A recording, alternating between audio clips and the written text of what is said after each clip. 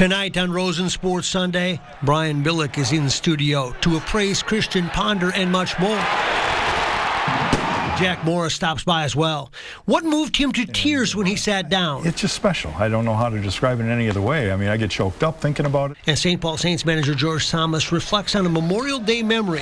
20 years ago to the day he won his only big league game. Nothing will ever top the day they tell you you're going to the big leagues. To me, that's the greatest thing. The show starts now.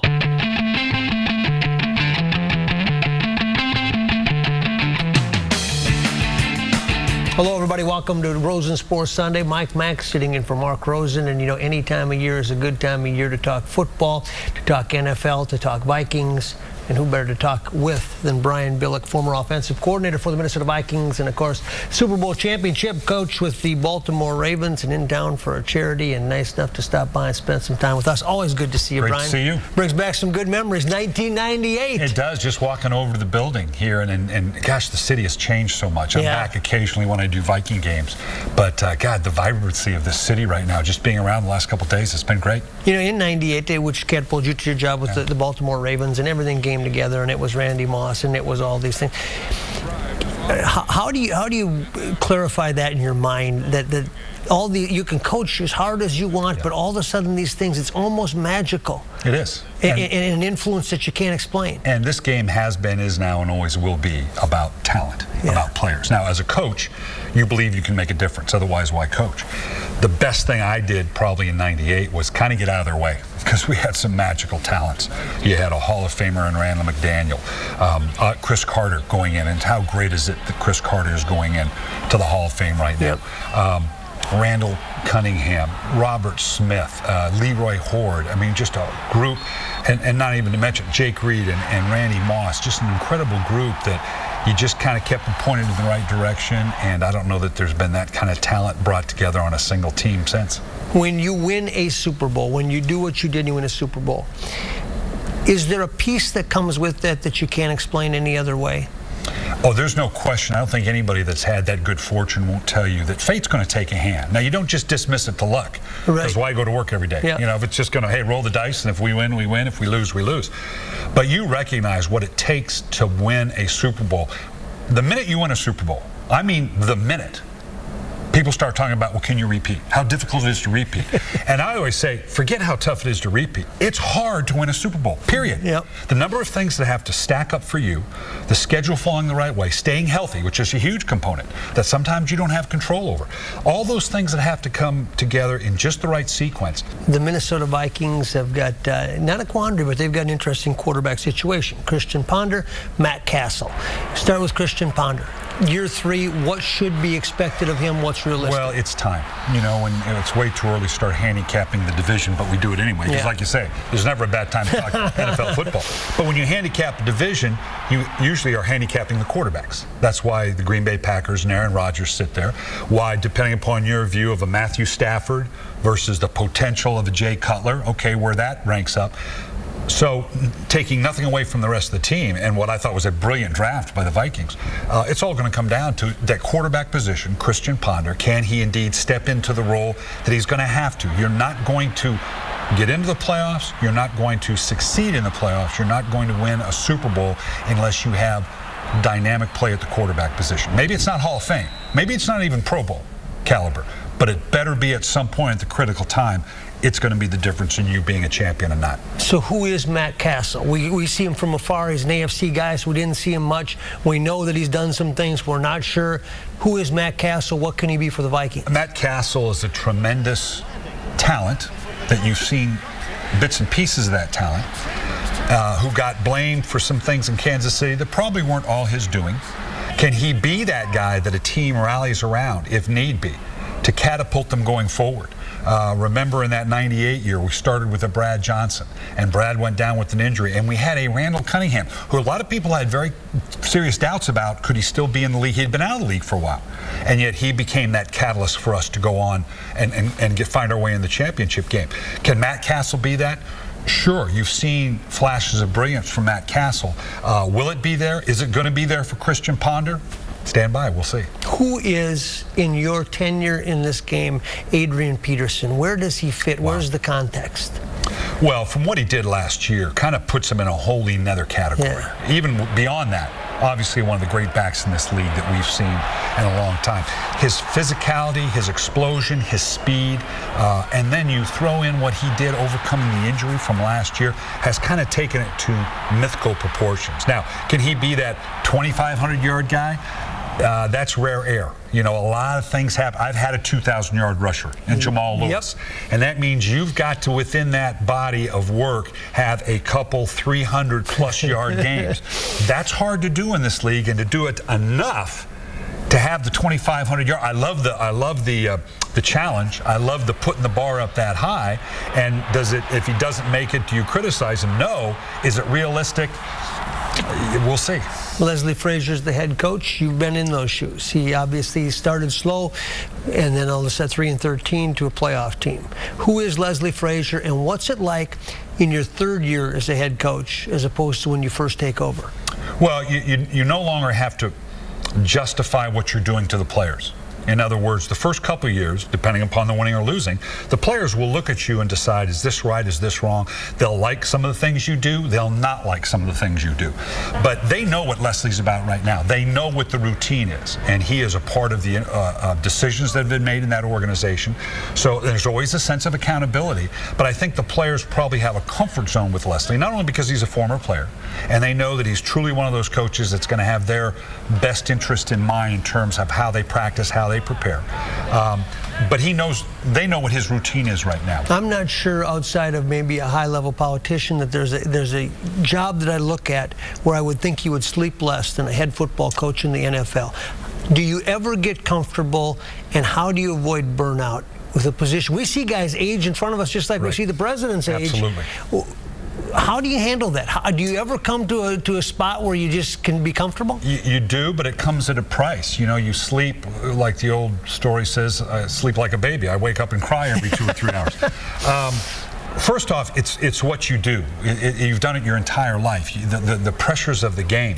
The problem is, and we talked about this earlier, is in order to hold off the devastating lows that can be just gut-wrenching, you end up holding off some of the highs as well, and you end up in that proverbial gray twilight of neither winning nor losing, neither joy nor desperation. You know, you have a connection, semi-connection to WCCO-TV, and I'm not even sure you're aware of it. Aristea Brady, one of our bright new reporters and anchors, people aren't familiar with this, went to Northwestern, and her college roommate for the duration was your daughter. My daughter Aubrey. We know Aristea very well, have followed her career a little bit. We vacation in Utah a great deal, and had a great time following her when she was in Utah. I want to talk to your daughter and find out some real Aristea Brady stories. I'm sure there's a few out there, and she will have a few about Aubrey as well. Brian, always great to see you. Great to see you. Brian Billick, nice enough to join us. Rosen Sports Sunday. When we come back, Jack Morris comes in, find out what moves him to tears. Jack is in the house next on Rosen Sports Sunday.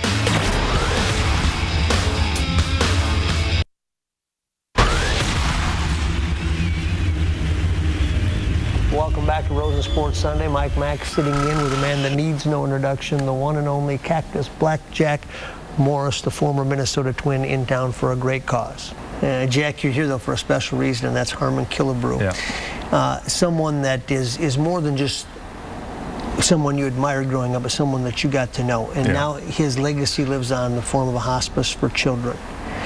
And before we talk about that, I remember when Harmon passed and had the press conference, and Jack Morris stood up there and said that, you know, the influence that Harmon had on your life. I didn't realize it. Yeah. But you said that he said, hey, look, you don't have to be angry. You can enjoy this game. You can look at it differently. Tell me what Harmon Killebrew meant to Jack Morris. Well, I think it's just you know, he had a good soul, and he wanted everybody to love life. I really believe that. I think he just wanted to be able to do his part in making the world a better place. And, you know, I think he touched everybody that knew him. Harmon just had a way of, you know, his soft way of doing things, and yet he was, you know, in some ways, for a lot of us kids growing up in Minnesota, he was a giant of a man. He was, yeah. With a real soft soul. Harmon loved kids, man, and this is, I think, I never had thought about this until it was brought up, but kind of the ultimate way to pay tribute to him as well, because this would have been something that is near and dear to him as you can get. Well, I think it was a transforming time in his life. You know, he I'm sure started out with the hospice programs for adults, and then with all his activity with the Miracle League and the kids with the disabled, you know, kind of whatever cards were thrown to them. I think he saw the need, and you know, Nita and Harmon kind of migrated towards that. What's it take as we head towards the summer months? You played on teams that 4 different World Series champion teams. What separates you when you get to June, July, and August? Is it all about starting pitching? Has a lot to do with it. It has to do with team chemistry. To me, when you have a team full of individuals that don't quite understand the team concept and to give up the little things to make the team win, you'll never win. I also believe that only smart baseball players win world championships. Is that what you learned over the years? I really believe that you have to understand why you're doing what you're doing. And it doesn't hurt to have 2 or 3 aces on the hill. And if you don't, it is an uphill climb all season. You've got to score a lot of runs, and sooner or later, they're going to outscore you. You've got to be able to shut down the other team. Take the outs that they're going to give you. Catch the ball. Defense, pitching, you know, it's always been said wins World Series, and I really believe that. The more I'm around the game, the more I understand that. So let me ask you a philosophical question about managing. We always wonder, you know, what managers really make a difference. What's the definition of a manager that makes a difference versus, you know, you and I could write out a lot of lineup cards. Yeah. What's the difference? I think the manager that has a real heartbeat of their players and can understand the ups and downs that they go through both on and off the field. You know, ball players are human beings. We go through emotionally the same thing that a lot of people do. Not every day is a good day. And when you have bad days, you've got to be thick-skinned, because you live in a game that's designed pretty much around failure and how you deal with failure. That's what professional sports is. With that being said, I think the great managers just have a way of motivating, one way or the other, their people and understanding the different personalities, because it's really more of a psychiatrist than it is a guy that teaches baseball. That's what coaches are for. 1991. You get asked about it every day, almost, at least when you're in these parts. When you reflect back, even though it's been 22 years, the images never go away. When you see the videotape, when someone says to you, you have this rare opportunity in life that few people get when they say thank you. And I've seen it when they come up to you and they just say thank you for that night, and everybody knows what they mean. Yeah. Do you appreciate that not many people get to go through life and have held a state in their hand for a night? You know, as crazy as it might sound, Mike, I knew it when it was happening. Did you? I did. I grew up here, I'm from here, and I know the love that they have for their sports here. And so I recognized it, and I knew it was special. First of all, Game 7s of World Series are rare. Just to be in them, and then to have it all unfold the way it did was extremely special. So I feel very fortunate. And yeah, I mean, if I could give anything to every kid that plays the game today at every level, it would be the joy of knowing that you accomplished something you set out to do, and that's what I was able to do. I can say at least for one day I did what I wanted to do. Greatest moment wasn't just when you won it, it was the shot that I saw, and having gotten to know your 2 sons when after the game when they came up to you, and they were young at the time, and now they're older, they're adults. Yeah. And you could see the joy in their eyes as they approached their dad. What do you remember about that moment as they came up to the field and they were old enough to appreciate what had happened? Well, I mean, you know, I don't know, other than the daily grind of being a parent and a father, you know, I think every parent wants that out of their kids and show them their love, but they showed me love back. And it's just special. I don't know how to describe it in any other way. I mean, I get choked up thinking about it because words really can't describe it, but, you know, they were there. They got to see it. Working in Toronto now, how do you like working for a different team, a team you were with at one time, but being involved in baseball again on a daily basis? How's it going? It's going well. I enjoy the broadcast part. It's baseball. I mean, I had to remind myself of the old grind when I arrived in Boston at 4 in the morning after a night game in Tampa the other night, and I said, "Geez, this is baseball the way I used to remember it." You know, we had a night game in Boston, so you're part of the, you know, with the team. You're not on the field. You can't do anything about it. I just get to voice my opinion on what's going on, and I enjoy that. I enjoy being around the game, and the Blue Jays have given me that opportunity. Rogers Media in particular has given me that opportunity, and it keeps me involved. Jack, great to see you keep up the good work for Harmon Killebrew and the hospice. Thanks, Maxie. The one and only Jack Morris, at one season with the Minnesota Twins and an icon forever for a lot of good reasons. Stay with us on Rosen Sports Sunday. When we come back, St. Paul Saints manager George Samus has a very special Memorial Day memory. 20 years ago to the day, he did something he will never forget. Find out next.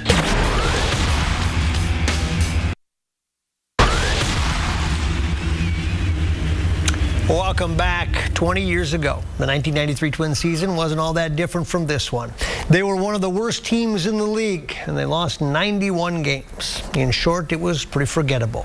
But as David McCoy tells us, it was anything but forgettable for one member of that team, especially on one particular day. It's here at Midway Stadium, across the river from where most of the baseball memories are made in this metro, where George Samus has managed the St. Paul Saints to more than 500 wins. But when the occasion calls for it, sometimes Samus will think back across that river, back across 20 years, and remember the best summer of his life. I was lucky enough to play with guys like Kirby Puckett, Driven to center field. Dave Winfield, There's a drive to left. Ken Herbeck. Herbeck swings away, drives it to center field. You look up to them, and then when you get to be teammates with them, it's a pretty neat thing. Samus made his rookie debut for the Twins 20 years ago in 1993 and made a lot of memories in the process. And I remember the first time in the Metrodome, it was just, you walk out of the dugout just to see it, and it's a great thing. That's hit a long way to right field. Bo Jackson hit the homer off me one night. That was kind of neat, so I didn't mind that one. Still, to me, the best player that I've ever played against or seen was Ken Griffey Jr. High drive to center field. And I think that was the year where he hit the home run 9 games in a row. Samus pitched in 41 games for the Twins that summer. He walked 27, struck out 30, and had a 6.19 ERA. This ball is off the wall. And you go out there and you do the best you can, and you have some good games and you have some bad games, but I guess in that case there were a few more bad games. But there was one really good game for Samus, one he remembers better than all the rest. Today is the 20th anniversary of his only Major League win. It was a long game, it was a cold, rainy game. The Twins were in Oakland, trying to stop an 8-game losing streak. And it was a back-and-forth game all day. In the 8th, Rick Aguilera walked in 2 runs, turning a Twins lead into a 10-9 deficit. And now the A's take the lead. Big hits by Kirby Puckett. Driven to center field. That'll be in there for a hit. And that will score 2 runs, and the Twins take the lead 12-10. And then you put, you know, this guy in, and he did give up a home run in the bottom of the last inning, but we held on for the win. Winfield coming in, Knobloch going out, and the losing streak is over. Amid the celebration, a young third base coach named Ron Gardenhire grabbed the lineup card and gave it to Samus as a memento. He was a fun guy. He had a typical, left-hander that could throw some junk up there and screw balls. He wasn't overpowering, but he knew how to pitch a little bit, and it was fun. It was fun getting a chance to watch him pitch a little bit, and he got a great opportunity there. You remember what you did to celebrate anything? Absolutely. I went back and laid in my room because I was so drained. Little did he know then, but that would turn out to be the only time Samus celebrated a victory, and his only Major League season. He left the big leagues that fall with a career record of 1-2. That's a base hit, 10-0. I do wish I had a few more chances, and I wish I could have lasted a little bit longer, because pitching in the big leagues is the greatest thing. It's a great feeling, but nothing will ever top the day they tell you you're going to the big leagues. And especially the way they did it, because they had me going. They called me into the office, and they told me they were moving me to the bullpen. And so I kind of wasn't very happy about it, because I felt I was a decent starter. They were just leading you on. I mean, oh, absolutely. It was a good one. And he said, by the way, you're going to Milwaukee tomorrow, and I'll never forget those words. I just must have laid in bed that night, and I must have said it to myself, 100 times, I can't believe I'm going to the big leagues. And you don't know what it's like until you experience it. Most of us never will, but George Samus can count himself among the lucky few, even if he only got to count one win. There was one, and, you know, it was cool.